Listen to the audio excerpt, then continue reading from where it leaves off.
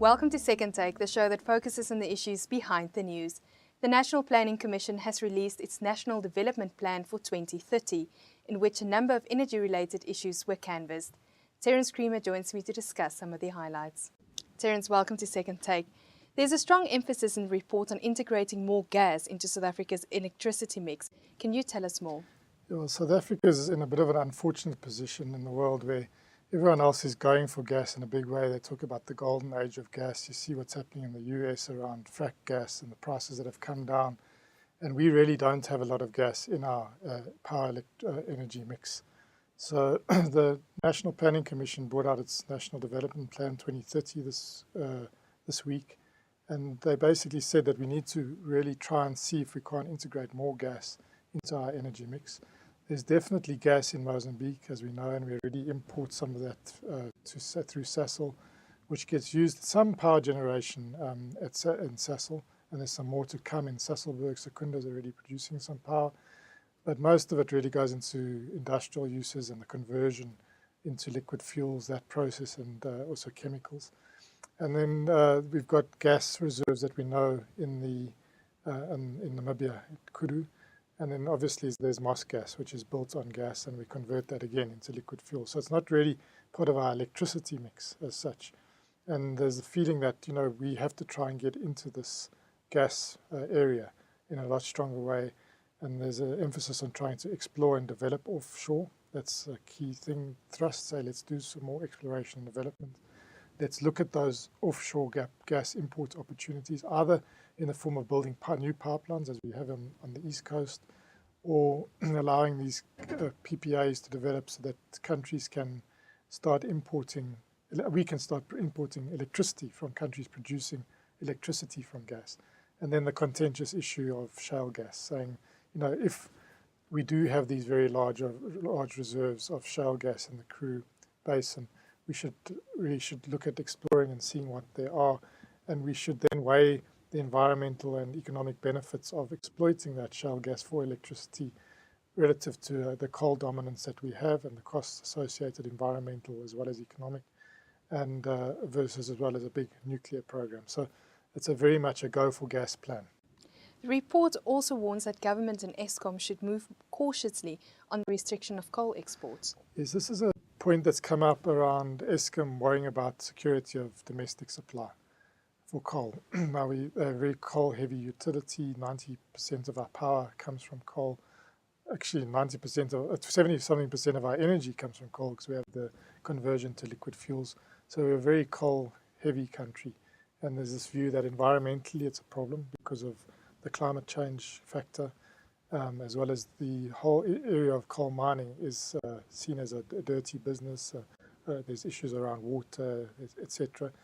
But there's this whole thing about Eskom wanting to shore up supply for its own power stations. It's expanding its power station fleet, but also a lot of the mines that are located next to its power stations are, older. So they're having to really bring in coal over road or over rail or over conveyor, mostly over road at the moment, but moving more and more towards rail to those power stations that are a bit distant from those tight collieries. So they've been worried, and also there's been this export of Eskom-type coal to places like India over the last few years. And they have flagged the issue. It's been flagged also by their minister, Malusi Gigaba, as, we might need to put in some restrictions around the export of these types of coals. And the miners are saying, be careful.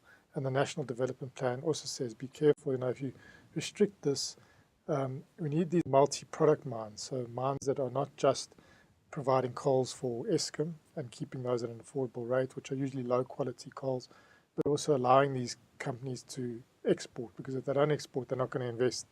So they're just saying be wary of putting restrictions on that might have unintended consequences. So you might think you're securing supply, but actually you're creating a disincentive for investment, and therefore, these mines that would have been built won't be built, and then Eskom will be in a worse situation around security of supply. So I think that was also flagged quite strongly in the document. The National Development Plan also makes a call for a cost-benefit analysis of the nuclear program before we move to procurement. Yeah, the initial plan that was released on the 11th of November last year was a little bit cool on nuclear as well, but they're much cooler, I think, on nuclear in this latest version. And they're quite strident that they're saying this is an unprecedented type expenditure. Now, the integrated resource plan that we unveiled in 2010, which is the roadmap for energy generation, says that we should build 9,600 megawatts of nuclear capacity by 2030. We had a start and then stop process with Nuclear One around Eskom, and then it became really a government-driven process, so not an Eskom-driven process. And we've had the NNEECC, which is led by it's a nuclear sort of task team led by Deputy President Creamer set up last year, actually only meeting for the first time last week to start looking at, if we do start this process again, making sure we don't have another stop-start approach. So that committee, as I said, the impression was that the committee was doing a lot of the analysis post-Fukushima safety. They've done a review of our self-assessment review of whether we in a position to actually build these power stations, whether we have the safety protocols, etc., and security protocols in place. It's 19 levels of technical reports and policy reports that are going to be peer-reviewed by the International Atomic Energy Agency. And the impression was given that they really were the final body. And the plan does say that as well, that they will sort of make important pronouncements on nuclear. But they say that this whole costs socially, environmentally, as well as the economics of such a major program. They don't say it in so many words, but I suppose everyone's worried about it, with such a big program, the corruption that could enter such a program. So they basically put a red flag up, and it's going to be interesting to see how Kgalema Motlante's committee deals with that red flag that's come up from the National Planning Commission. And the Commission actually said that they would be a willing sounding board if they wanting to know exactly what analysis should be done, what cost benefit should be assessed. They're willing to assist that NNEECC in doing that analysis, or whoever government deems appropriate to do it, but they say it must be done.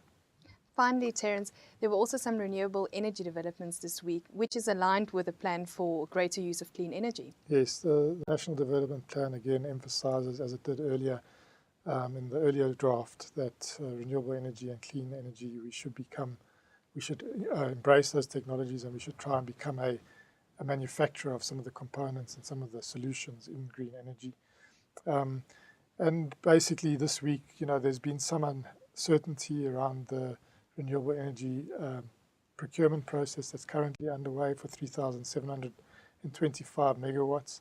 But there was a bidders conference this week, and that bidders conference, I think, put some of the issues to rest. There's still obviously developers would like to have this process moving faster towards financial close, especially for the bid window one, where we got the first preferred bidders announced in December. And the financial close was initially set for the sort of mid-June period. But there have been some processes, especially internally within government, seeking guarantees and authorization, especially guarantees for Eskom, it seems. And that has delayed the financial close. Now we're coming to a key date towards the end of this month, because the bids are only valid really till the end of August. So the indication is that they might have to extend into beyond August and request that the bidders keep their bids valid for a longer period. But they did say from the middle of next week they should be in a position to start engaging with the bidders. Now they're going to have to be signing a whole lot of a series of agreements to get to financial close. So there's a lot of that still has to happen, and apparently it's quite a difficult process. So I think why they want that extension is to try and be able to give themselves some time to clear the decks of all 28 bids. Because they realize it's not going to happen all in one day. It seems like possibly each bidder might require a full day with the different counterparties to be signing. So we're really coming to deep into August, and that's why it's not clear whether we'll totally reach financial close by the end of August. But hopefully we will. But they also confirmed that they want to try and keep the rest of the process. So the next bid window 3, they've sustained the date for October 1, and they've sustained the closure for round 2, which were announced earlier this year. Those projects they've kept that as December this year.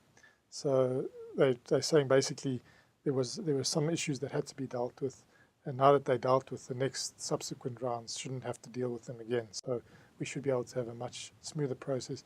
And the final point that was made today is that we're looking at making it into a rolling program, as we've hinted to before here, that extending it beyond the 3,725 megawatts. And it sounds like there will be a ministerial determination regarding that in the not too distant future, where they'll be able to start looking at, the windows that include capacity beyond what's still available under the 3,725. Terence, thank you very much. That is the Second Take show for this week. Thank you for watching, and join us again next time for more news analysis.